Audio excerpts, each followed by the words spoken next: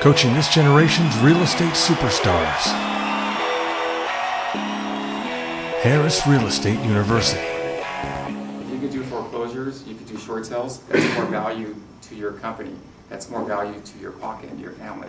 So I definitely encourage you guys to do that. But do I think short sales are going to be the answer? No. And the reason I don't is because typical homeowners or typical people, they're not stupid. If I can live in my property for 2 years rent-free and get a cash for keys check at the end of the term, why do I want to do a short sale? Now, I know my credit, is a little bit better, and I got to wait 5 years, or I got to wait 5 years to buy a home instead of 3 years, but people don't usually think that far ahead. It's like, am I going to be able to live in here rent-free for 2 years, or for almost 2 years? We had a neighbor that just got done. She lost her property. She lived in the property for 16 months, 15 months. Got a cash for keys check, kid you not. Moved over to another city. It was the same, one of her friends' property who lost the property.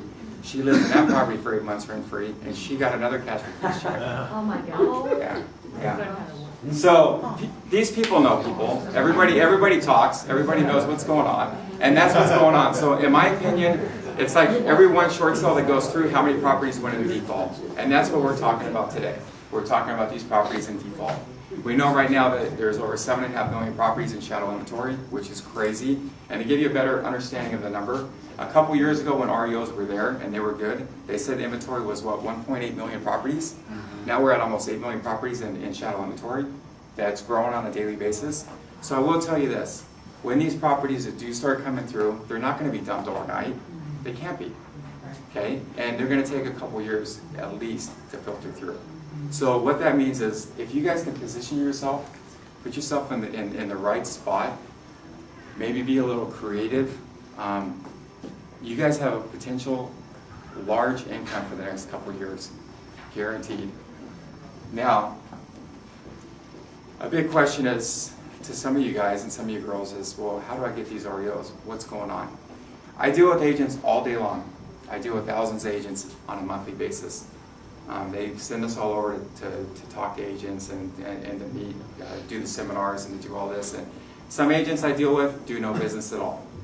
Some agents and brokers that I deal with do over $800,000 a year. So you have a wide range of different types of people. How come some people are successful, some people aren't? You can have the best tools. You can go to the best seminars and have the best teachings and everything, but that doesn't guarantee success. It's kind of like your kids. Everybody have kids? Okay. We have 6 kids. Oh my God. And with kids, you can give them the best, clothing, the best schooling, the best education, and all of that thing. But the bottom line is that going to make them successful? No. What they decide to do with that is what's going to make them successful. And I think the same way with agents. Some agents are going to be successful regardless of what program they use, platform they use, software they use. It's just in them, and they're going to be successful. And I think other agents, maybe not quite as successful. And I'm going to give you a couple examples. When I would work with US Res, I had to deal with appraisers and agents. And I'm going to give you 2 quick stories. One agent had the property for 3 months. We couldn't sell it. So we ordered another appraisal on the property. The appraiser came over, couldn't find the property. So he called me up personally, Martin, I can't find the property. And I'm like, okay, are you serious? You don't have MapQuest where you're at? What's going on? He goes, no, I think it's this one, but there's no address. Was there a for sale sign in the front yard? No, there's not. So he went around and he goes, Martin, this is it. I know this is it. Because the one over here is one below it, and the one over here is the one above it, and it's got to be this one, but there's no for sale sign, there's no address, there's no nothing. It's boarded up. So I called the agent and I said, is the property so-and-so, does it look like this? Yeah. Well, is there a for sale sign on it? She goes, no. I go, well, what do you mean?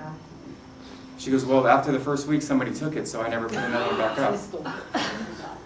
So there's no for sale sign, there's no, somebody stole the numbers off the property, and they've been like that for 3 months, and she couldn't understand why nobody bought the property. Now, it's kind of comical, but I'm going to tell you guys and girls, you need to understand, this is your competition. Yay! This is your competition. For free daily coaching, go to timandjulieharris.com. Harris Real Estate University.